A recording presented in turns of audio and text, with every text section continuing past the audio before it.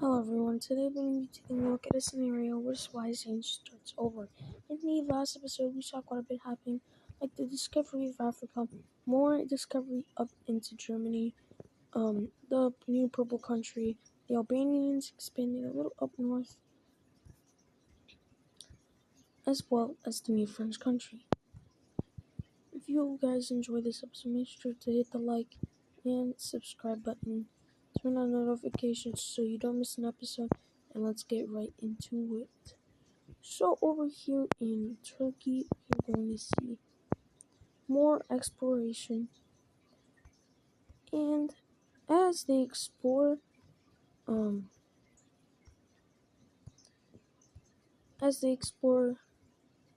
they meet up with the Suez Canal, which is gonna heavily help them in trading. We also see the Greeks meeting up with the Suez Canal.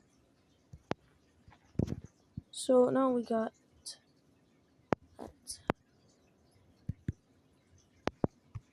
So now we discovered the Suez Canal, which a lot of countries are going to be fighting for. But we do see the Turkish making somewhat of a landing over here, and the canal. They are going to make a little small thing right here.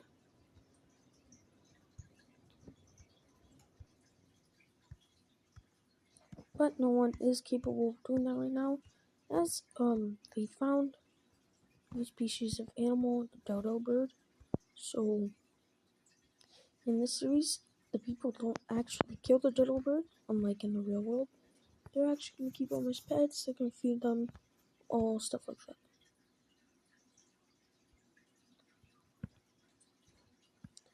Now we're going to be taking a look at expansion of France.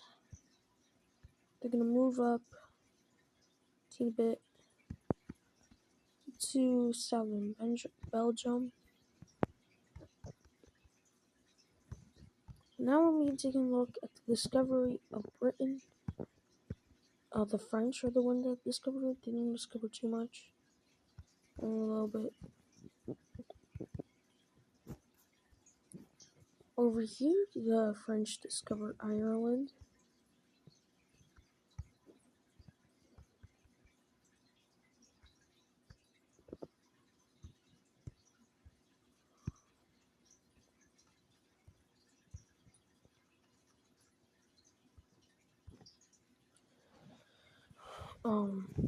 Over here, we see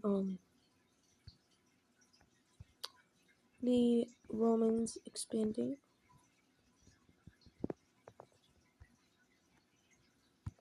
The Romans expand just a teeny bit. Up north.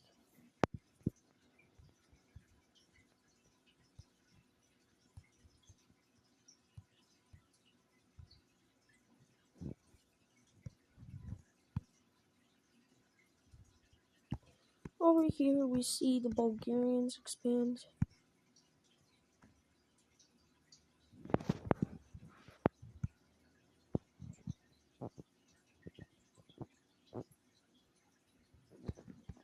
They expand a little up into Romania and Ukraine.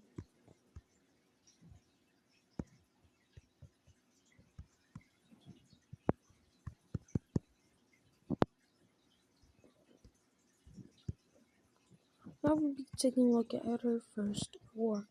This war is going to be between Greece and Turkey. But before we do that war, let's just expand Turkey a little bit.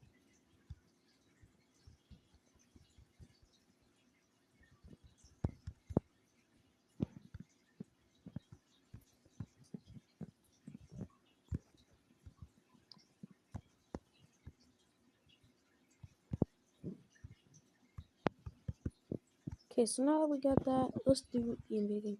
So Greece, after the formation of Turkey, is not really happy about it. And with the recent claim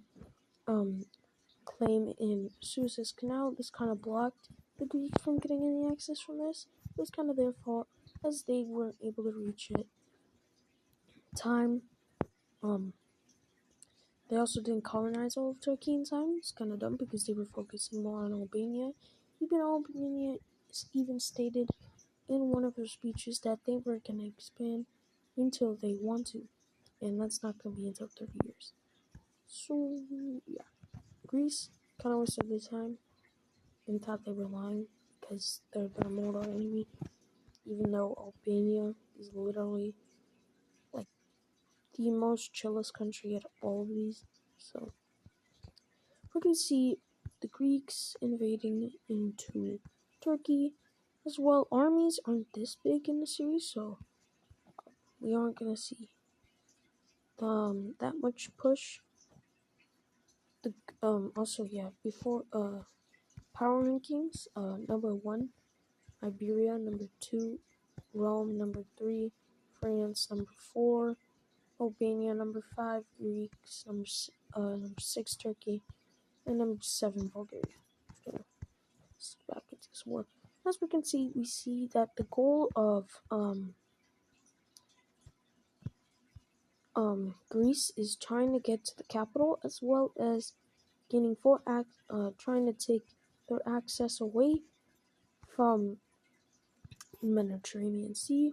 Reason is so they can build a port here fast enough in Cyprus, so they can use that port, send more artillery and stuff for their ships. We don't really have ships. We more have like pirate ships, like stuff like that. But now we're gonna be seeing the spearhead for the capital. The capital is right in here, and we see a circlement going on, and the circlement is finally done. Tons of troops are being surrounded, and it does not look good for Turkey. But this is where we're gonna finally see a push. We can see that the circlement in the capital is taken down, and a new spearhead is created, but it's from Turkey. We can see that their access from the Black Sea is basically all given. So yeah, there we go. And Turks are not gonna lose this war, so they're gonna make a spearhead right here, take down all of these troops, and it does not look good. They are pushing back, making tons of spearheads, as well as many spearheads. Here, these aren't too successful, as troops do kill them, but doesn't matter.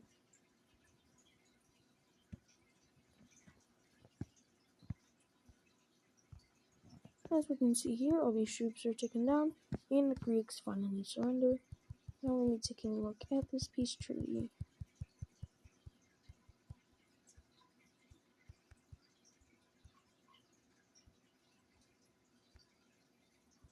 Okay, so let's just do this peace treaty real quick.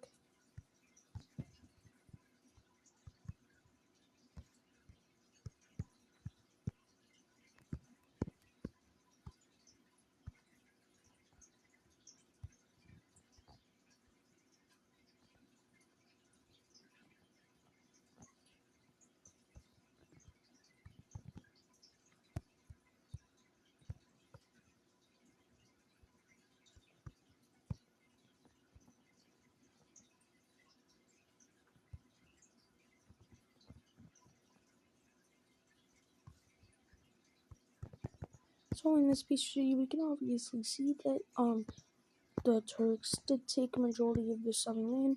Greece was only able to keep some of their northern land, and Turkey has officially passed Greece in rankings, and Greece is now the weakest country in the world. They are literally on the brink of collapse. They are going to change their government into a dictatorship, they're no longer a monarchist, and they're now a democracy. So their country can be a teeny bit more stable as people now have freedom.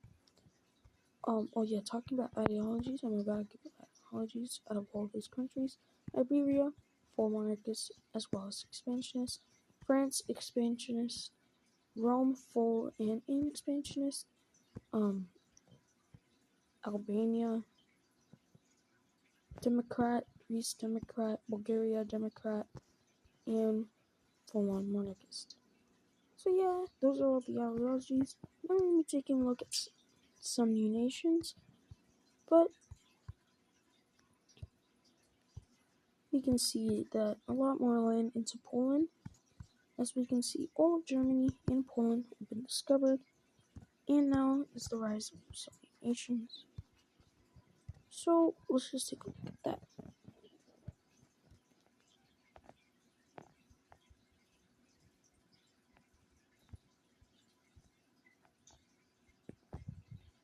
The first new nation is going to be a Polish nation over here.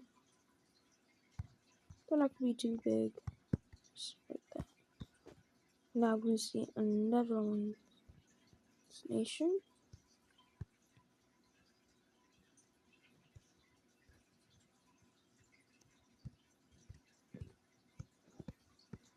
This Netherlands nation is going to expand all the way. Let's do that. So this Netherlands nation is going to be pretty small, not too big. I'll fix it at the end. So yeah. We're going to see the full discovery of Britain. The British Isles. And we're going to see some new nations rising.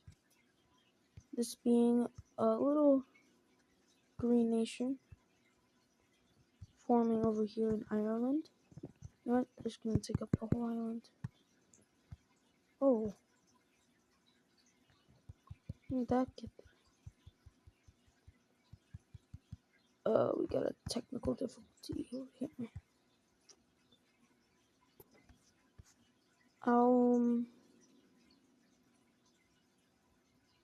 I'm gonna fix that. Thank y'all for watching. See y'all in the next one. Peace.